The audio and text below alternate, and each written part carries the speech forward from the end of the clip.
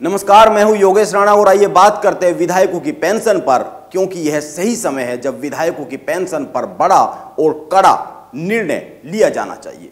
बात शुरू करने से पहले दो बातों पर गौर कर लेते हैं। एक, उत्तराखंड में अगर कोई एक दिन के लिए भी विधायक रहता है तो उसके हर माह 40,000 रुपये पेंशन के तौर पर पक्के हो जाते हैं। और दूसरी बात, नई पेंशन स्कीम के तहत 20 साल की सेवा करने वाले एक सरकारी कर्मचारी को बस 3,000 रुपये पेंशन मिल रही है। यह एक तुलना है जो कि एक तस्वीर को पेश करती है, और मैं मानता हूं कि यह तस्वीर बराबरी की तो नहीं दिख रही है। इसके साथ ही एक फैक्ट और देख ले, हिंदुस्तान अखबार की एक खबर के अनुसार विधायकों को अपने पूरे विधायक काल में हर माह 22,000 रुपये पेट्रोल डीजल के लिए दिया जाता है। इस आंकड़े को देखकर आप समझ सकते हैं कि विधायकों को क्यों पेट्रोल और डीजल के दाम महंगे नहीं लगते हैं। इसीलिए सवाल यह है कि क्या विधायकों को इतनी पेंशन मिलनी चाहिए, और सवाल तो यह भी है कि क्या हर कार्यकाल की अलग अलग पेंशन मिलनी चाहिए। नियम यह है कि जो नेता जितनी बार विधायक चुना जाता है उसकी उतनी ही पेंशन तय हो जाती है। यानी जैसे यशपाल आर्य 7वीं बार विधायक चुने गए हैं तो उनकी पेंशन 7 पेंशन पक्की हो गई है। बात को आगे बढ़ाने से पहले यह जान ले कि पंजाब में मुख्यमंत्री भगवंत मान ने इस नियम को बदल दिया है।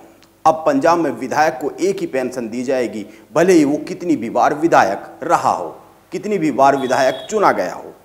पंजाब सरकार को इस फैसले से हर 5 साल में 80 करोड़ रुपए की बचत होगी। यह अच्छा फैसला है और बचत भी अच्छी खासी है। इसीलिए सवाल यह है कि क्या उत्तराखंड के मुख्यमंत्री पुष्कर सिंह धामी भी इस तरह का फैसला लेंगे।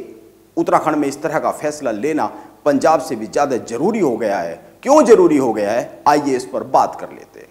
पहली बात, उत्तराखंड में आने वाले 3 सालों में 1 लाख करोड़ रुपए से ज्यादा का कर्ज हो जाएगा। इसीलिए विधायक सबसे पहले सरकारी पैसे को बचाने की शुरुआत करे, यह समय की मांग है और उनकी जिम्मेदारी भी बनती है। दूसरी बात, हरीश रावत ने एक ट्वीट किया है जिसमें उन्होंने बहुत ही कमाल की जानकारी शेयर की है।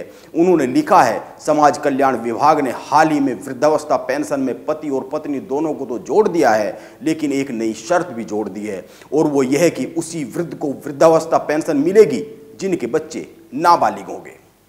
आप सोचिए, यदि व्यक्ति खुद 60 वर्ष का है या महिला 60 वर्ष की है तो स्वाभाविक रूप से उसके बच्चे 25 से 30 साल से ऊपर के ही होंगे।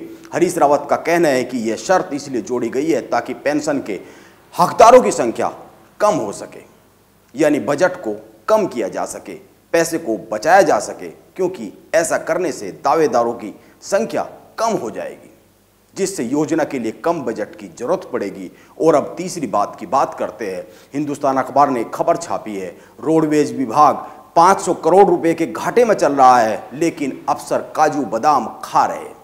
यह खुलासा आरटीआई के तहत मिली जानकारी में हुआ है, और भी कई सारी जानकारी चौंकाने वाली इसमें मिली है। आरटीआई में इसमें बताया गया है कैसे रोडवेज के अफसर विभाग के पैसे को अपने लिए इस्तेमाल कर रहे हैं। यह चिंताजनक तस्वीरें हैं, इसीलिए इन तस्वीरों को सुधारने की जरूरत है, और इस सुधार की पहल विधायकों से ही होनी चाहिए। विधायकों की पेंशन में कटौती से, और जो विधायकों की मल्टीपल पेंशन है उनमें से एक पेंशन तय कर। हरिद्वार जिले में तो इस संबंध में एक मांग भी की गई है। वहां के किसानों का कहना है कि विधायकों की पेंशन खत्म कर किसानों की पेंशन बढ़ाई जाए। यह अच्छा सुझाव है। अन्य प्रदेश में जो पेंशन है उनको भी इसी तरीके से बढ़ाया जा सकता है, विधायकों की पेंशन कम कर, क्योंकि विधायकों की पेंशन को छोड़कर बाकी जितनी भी पेंशन है वो जरूरतमंद को मिलती है, लेकिन विधायकों को इतनी पेंशन की जरूरत है नहीं, ऐसा मैं मानता हूं। विधायक इतनी ज्यादा पेंशन के जरूरतमंद है नहीं, इसीलिए विधायकों को सारी पेंशन खत्म कर केवल एक ही पेंशन का अधिकार रखना चाहिए।